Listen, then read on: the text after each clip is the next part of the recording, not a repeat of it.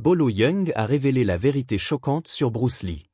Bruce Lee et Bolo Yeung sont deux légendes des arts martiaux qui ont laissé une empreinte indélébile dans le monde des arts martiaux.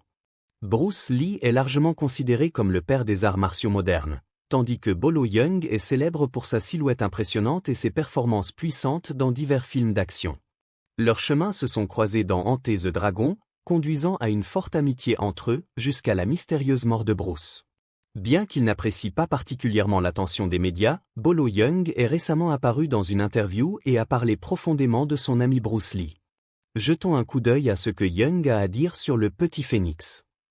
Si vous êtes un fan de vieux films d'action et de films d'arts martiaux, il y a de fortes chances que le nom de Bolo Yeung vous soit familier. Bolo Yeung est l'un des acteurs de films d'arts martiaux les plus emblématiques de tous les temps. Avec sa silhouette incroyablement musclée, Bolo était bien plus qu'une simple figure imposante. À l'époque, croyez-moi, cet homme était un véritable tank certifié, et sa silhouette en faisait le candidat idéal pour plusieurs classiques du cinéma martial. Né pour être une étoile. Né le 3 juillet 1946 à Guangzhou, en Chine, l'enfance de Bolo n'était pas des plus glamour. Grandissant en tant que gamin de classe inférieure, il n'était pas étranger aux défis de la vie. Élevé dans un pays en plein questionnement sur son identité, Bolo trouva réconfort et objectif dans les arts martiaux. Dès l'âge de 10 ans, il entama son parcours en s'entraînant sous la direction de plusieurs maîtres de kung-fu renommés. À cette époque, les arts martiaux revêtaient une importance au-delà de la simple autodéfense ou de la remise en forme. Ils étaient profondément ancrés dans la société chinoise comme mode de vie. Pour Bolo, les arts martiaux offraient non seulement un entraînement physique, mais aussi des leçons inestimables de concentration et de discipline. Animé par le désir d'amélioration de soi et cherchant la stabilité au milieu des turbulences sociales, Bolo approfondit encore davantage sa pratique. Il maîtrisa l'ancien art du tai chi, renommé pour sa capacité à améliorer la concentration et la méditation. Pourtant, son séjour en Chine n'était pas destiné à être long. À cette époque, la Chine était un endroit tumultueux. Le pays était aux prises avec des bouleversements politiques et sociaux importants, marqués par l'ascension du communisme, des manifestations généralisées et des violations des droits de l'homme. Cherchant un avenir meilleur, Bolo prit la décision audacieuse de partir pour la région de Chine la plus proche de la frontière de Hong Kong. Pour atteindre l'île, il entreprit un voyage risqué, traversant la rivière Shenzhen à la nage. Contrairement à la Chine continentale, Hong Kong bénéficiait d'une société relativement libérale. En tant que colonie britannique à l'époque, elle avait une identité distincte du continent. Hong Kong était un melting pot vibrant, regorgeant d'individus de cultures diverses, où Bolo se sentit plutôt à l'aise. Il est intéressant de noter que c'est pendant cette période que Bolo développa un vif intérêt pour le fitness et la musculation. Il croyait fermement qu'une silhouette forte et bien tonifiée complétait la maîtrise des arts martiaux. Il prit cette philosophie à cœur. En 1969, Bolo remporta le titre de champion de musculation de Hong Kong, un titre prestigieux qu'il conserva pendant une décennie impressionnante. Malgré ses réalisations remarquables, Bolo est resté humble, soulignant que ses poursuites n'étaient pas motivées par la gloire personnelle. Pour lui, les arts martiaux étaient un chemin vers l'harmonie spirituelle. Grâce à la pratique du tai chi, Bolo trouva un moyen d'aligner ses dimensions physiques et spirituelles, atteignant un véritable équilibre personnel.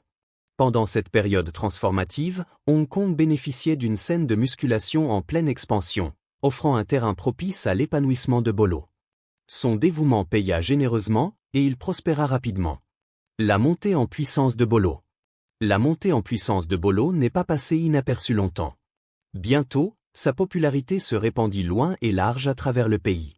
Comme prévu, cette nouvelle notoriété ouvrit la voie à son entrée dans le monde du cinéma et de la réalisation. Parallèlement à la popularité croissante de sa culture, Hong Kong était devenu un foyer de créativité et de talent dans le cinéma, avec des studios comme Shaw Brothers et Golden Harvest en tête. L'industrie cinématographique prospérait, produisant des films d'action et d'arts martiaux classiques. Tout comme le phénomène mondial contemporain du K-pop, ces films hongkongais transcendèrent leurs frontières nationales, captivant les audiences du monde entier. À une époque marquée par une industrie cinématographique en plein essor, les producteurs et réalisateurs cherchaient constamment de nouveaux talents capables d'insuffler au projet un mélange unique de physicalité et de talent d'acteur. Bolo Yeung, dont la silhouette impressionnante et le background en arts martiaux le positionnaient comme le candidat idéal, attira rapidement l'attention. Compte tenu de ces références, il n'était pas surprenant qu'il s'intègre parfaitement dans le monde dynamique du cinéma hongkongais, laissant une empreinte indélébile sur l'industrie. À la fin des années 1960, les dirigeants de studios reconnurent son potentiel et commencèrent à lui offrir des rôles, bien que petits, dans leurs films. Bien que ces rôles initiaux puissent sembler mineurs, ils posèrent les bases de ce qui allait devenir la remarquable trajectoire de carrière de Bolo. La silhouette imposante et le comportement énigmatique de Bolo lui conférèrent une présence intimidante à l'écran. Son regard stoïque en faisait souvent le parfait méchant, des personnages qui n'avaient pas besoin de beaucoup parler pour transmettre leur aura menaçante. Quand il était temps d'agir, tout le monde savait que Bolo était sérieux. Son regard stoïque en faisait souvent le parfait méchant, des personnages qui n'avaient pas besoin de beaucoup parler pour transmettre leur aura menaçante. Quand il était temps d'agir, tout le monde savait que Bolo était sérieux. Avec le temps, il développa une compréhension profonde du jeu d'acteur, apprenant à exprimer des émotions subtiles et des nuances à travers ses expressions et ses gestes, ce qui l'aida à peaufiner ses performances. Malgré ses fréquentes représentations d'antagonistes, ceux qui le connaissaient personnellement parlaient de son attitude douce et de sa nature terre à accent grave-terre, ce qui contraste fortement avec ses personnages à l'écran. Ses collègues décrivent un homme discipliné et humble, qui valorise les relations et reste fidèle à ses racines. Le moment décisif de la carrière de Bolo arriva avec le film Enter the Dragon, où il partagea l'écran avec nul autre que la légende elle-même, Bruce Lee. L'interprétation de Bolo dans ce film emblématique solidifia sa place parmi les géants des arts martiaux. Le film ne fut pas seulement un tournant pour Bolo, mais aussi pour l'industrie cinématographique mondiale, introduisant le cinéma d'arts martiaux de Hong Kong à un public mondial. Bolo devint rapidement une figure recherchée pour les rôles d'antagonistes puissants dans les films. Sa capacité à combiner ses compétences en arts martiaux avec un jeu d'acteur convaincant le rendit incontournable dans le genre. Au fil des ans, Bolo a continué à apparaître dans de nombreux films, laissant une marque indélébile à chaque apparition. Son dévouement inébranlable aux arts martiaux et à son métier d'acteur a inspiré des générations d'artistes martiaux et d'amateurs de cinéma à travers le monde. Aujourd'hui, Bolo Yeung reste un témoignage vivant de la puissance de la détermination, du travail acharné et de la passion. Son parcours, depuis les rues modestes de Guangzhou jusqu'aux écrans de cinéma internationaux, est une source d'inspiration pour beaucoup. Avec une carrière s'étalant sur plusieurs décennies, Bolo a non seulement défini une ère dans le cinéma d'arts martiaux, mais il a également laissé un héritage durable qui continue d'influencer le genre aujourd'hui. En parlant de Bruce Lee, Bolo a toujours exprimé son admiration pour lui. Il a mentionné à plusieurs reprises comment Lee a révolutionné le monde des arts martiaux et du cinéma. Selon Bolo, Bruce Lee n'était pas seulement un artiste martial exceptionnel, mais aussi un philosophe qui comprenait la profondeur et l'essence des arts martiaux. Leur collaboration dans Enter the Dragon fut une expérience mémorable pour Bolo, qui considère ce film comme l'un des sommets de sa carrière. Bolo a également évoqué la discipline rigoureuse et l'engagement de Bruce Lee envers son article. Il se souvient des heures d'entraînement intenses et de la passion sans faille que Lee mettait dans chaque mouvement, chaque scène. Pour Bolo, Lee était plus qu'un collègue, il était une source d'inspiration, un mentor et un ami. La mort tragique de Bruce Lee a laissé un vide immense dans le monde des arts martiaux. Bolo a souvent parlé de la perte ressentie par la communauté et de l'héritage durable que Lee a laissé derrière lui. Malgré les théories et les spéculations entourant la mort de Bruce, Bolo a toujours choisi de se souvenir de son ami pour ses contributions et son impact positif. Au fil des ans, Bolo Yeung a continué à honorer la mémoire de Bruce Lee, participant à des événements commémoratifs et partageant des anecdotes sur leur temps passé ensemble. Son respect et son admiration pour Lee restent évidents, même des décennies après leur rencontre. En conclusion, Bolo Yeung et Bruce Lee représentent deux icônes qui ont façonné le paysage des arts martiaux et du cinéma. Leur amitié, leur collaboration et leur passion commune pour les arts martiaux ont laissé une empreinte indélébile, inspirant des millions de personnes à travers le monde. Mais la légende de Bolo Yeung ne s'arrête pas à ses exploits à l'écran. En dehors des plateaux de tournage, Bolo est un homme aux multiples facettes, dont la vie personnelle est un reflet de ses valeurs les plus profondes, discipline, respect et loyauté. Derrière l'image du colosse impitoyable du cinéma d'action, se cache un père dévoué, un mentor bienveillant et un homme d'une rare humilité. Père de 3 enfants, Bolo a toujours veillé à leur transmettre les principes qui ont guidé sa propre existence. Pour lui, le succès n'a de valeur que s'il est accompagné d'une conduite irréprochable.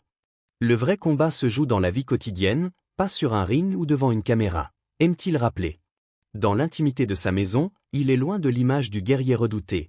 Il est un patriarche attentif, toujours prêt à offrir des conseils, à raconter des anecdotes de ses débuts ou à partager un repas simple en famille, fidèle à ses racines.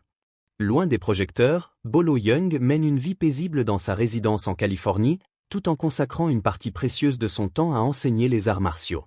À travers son école, il forme la nouvelle génération, perpétuant les traditions millénaires du kung-fu et de la musculation chinoise.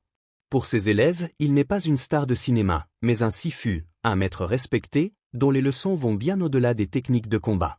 Il enseigne l'équilibre entre le corps et l'esprit, la patience face à l'adversité et la quête de l'excellence intérieure avant la victoire extérieure. Son approche pédagogique, rigoureuse mais toujours empreinte de bienveillance, fait de lui un mentor vénéré.